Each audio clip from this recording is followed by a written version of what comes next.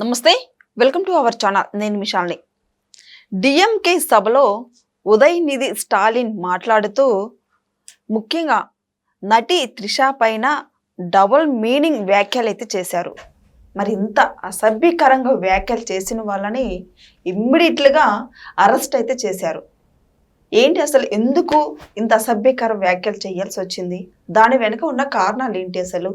దీని మీదే పూర్తిగా విశ్లేషించడానికి మనతో స్టూడియోలో ఉన్నారు senior journalist doctor Kanakadurga Vadlamani గారు ఉన్నారు. వారిని అడిగే విషయాలను తెలుసుకునే ప్రయత్నం చేద్దాం.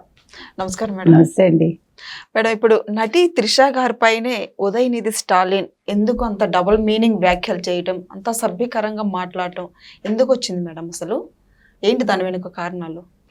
ఎందుకు రావడం ఏంటి? ఇప్పుడు మిమ్మల్ని నేను టార్గెట్ చేయలేక ఏం చేస్తాను, మీ బలహీనతల మీద నేను ఆడుకుంటా, లేదు మీకు ఇష్టమైన వ్యక్తుల్ని నేను ఇండైరెక్ట్గా మాట్లాడతా. ఇవాళ డిఎంకే రాజకీయాలు చేయలేక ఎవరి మీద పడుతుంది? త్రిష మీద పడుతుంది. అవసరమా? మీకు ఎలక్షన్స్ ముందు నుంచి కూడా తమిళనాడు రాజకీయాలు త్రిష సెంట్రిక్గా నడిచాయి, తర్వాత కూడా త్రిష సెంట్రిక్గానే నడుస్తున్నాయి. త్రిషకు ఉప ముఖ్యమంత్రి పదవి ఇస్తారు, త్రిష ట్రిచి నుంచి పోటీ చేస్తారు, త్రిష ఆవిడ చేతిలోనే మొత్తం ప్రభుత్వం ఉంటుంది, రిమోట్లో. ఇన్ని వచ్చాయి కదా. త్రిష విజయ్ వాళ్ళ ఇంట్లోనే ఉంటుంది. లేకపోతే త్రిష కోసమే ఆయన సంగీతం వదిలేస్తున్నారు. త్రిష ఈయన పెళ్లి చేసుకున్నారు లేకపోతే చేసుకుంటారు. ఇట్లా ఎన్ని రకాల వ్యాఖ్యానాలు.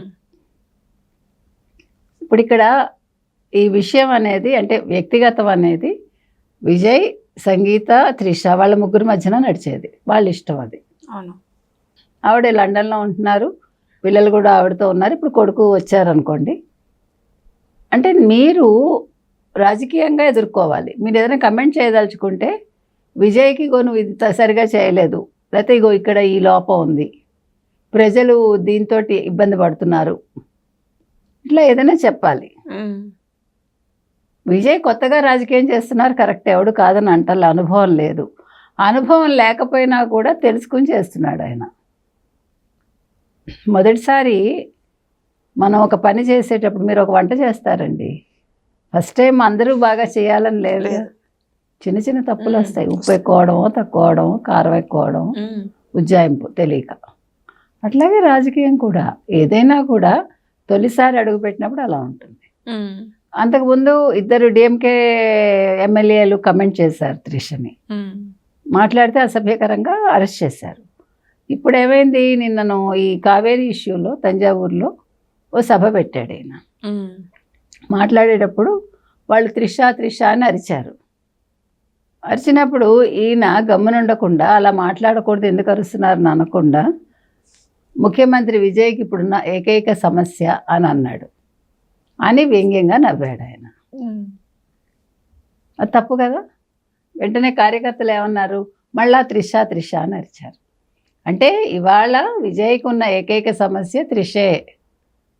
త్రిష విషయంలోనే ఆయన సమస్యలు ఎదుర్కొంటున్నాడు.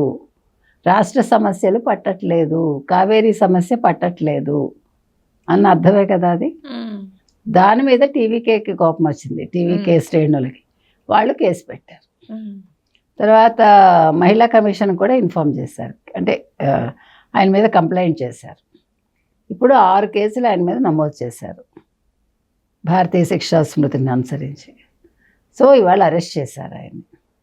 అతను అరెస్టుకి ముందే వెంటనే హైకోర్టులో పిటిషన్ వేశాడు, నన్ను అరెస్ట్ చేయొద్దని. అంటే మహిళలని మీరు కించపరుస్తూ, మహిళా సెంట్రిక్గా మీరు రాజకీయాలు చేద్దామని అనుకుంటే మీరు క్షమాపణ చెప్పాలి ముందు. ఇప్పుడు టీవీకే స్టేన్లు అడుగుతున్నది అదే. మహిళా కమిషన్ ఏ నిర్ణయం తీసుకుంటుందో తెలియదు.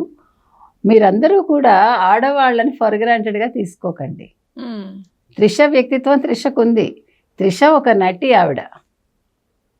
ఆవిడకి ఇష్టమైంది, ఆవిడ స్నేహం చేస్తున్నారు విజయ్ తోటి. In what way you are concerned కదా. కాబట్టి ఇవాళ ఇది ఒక గుణపాఠం కావాలి. నేను మాజీ ముఖ్యమంత్రి కొడుకుని, నేను ఒక ఎమ్మెల్యేని అంటే, ఒక 70 ఏళ్ల చరిత్ర కలిగిన ఒక పార్టీలో నువ్వు ఉంటూ ఈ రకంగా మాట్లాడుతున్నావు అంటే నీ సంస్కారం ఏంటి? కదా. ఉమ్. ఇవాళ మరి వదిలిపెట్టాలా ఉదయనిధి స్టాలిన్ని? మీరు వైసీపీ లాగే రాజకీయాలు చేస్తామంటే ఏమైపోతారు? వైసీపీ లాగే కనుమరుగైపోతారు. ఈసారి ఎక్కువే వచ్చినట్టునే 50కి పైగా సీట్లు వచ్చినట్టునే 60 దాకా. నెక్స్ట్ టైం 6కి పడిపోతారు అంతే. ఉమ్. అంతే కదా. మళ్ళీ మీరు అసలు రాజకీయంగా లేవరు. డిఎంకేకి చెప్తున్నాం మనం. ఉమ్. మీరు రాజకీయం చేయాలనుకుంటే పద్ధతిగా చేయండి. రాజకీయంగా చేయండి. రాజకీయాలను వ్యక్తిగతానికి ఆపాదించి ముఖ్యంగా మహిళల్ని కించపరుస్తూ మహిళల్ని బజార్కి ఈడుస్తూ ఇంకా మీరు ఇన్ని సంవత్సరాలుగా రాజకీయాల్లో ఉండి మీరు నేర్చుకున్నదేంటి? ఉమ్. మీరు ప్రజలకు చెప్తున్నదేంటి? అంతే కదా. అంతే. అందుకని ఉదయనిధి స్టాలిన్ అరెస్ట్ సబబే అని అక్కడ తమిళనాడు ప్రజలే అంటున్నారు. ఉమ్. సో దీని మీద ఫర్దర్గా ఏం జరుగుతుందో వేచి చూద్దాం. అంటే 6 సెక్షన్ల కింద కేసు నమోదైంది. అవును, మరి అంతే. బెయిల్ త్వరగా వచ్చింది అంటారా మేడం? అయితే మనకు తెలియదు. అంటే ఇది కోర్టు పరిధిలో ఉంది కాబట్టి మనం చెప్పలేము. ఉమ్. వచ్చినా రావచ్చు, రాకపోయినా రాకపోవచ్చు. రాకపోతే ఏమవుతుంది అనేది కూడా చూడాలి. Thank you madam. Thank you.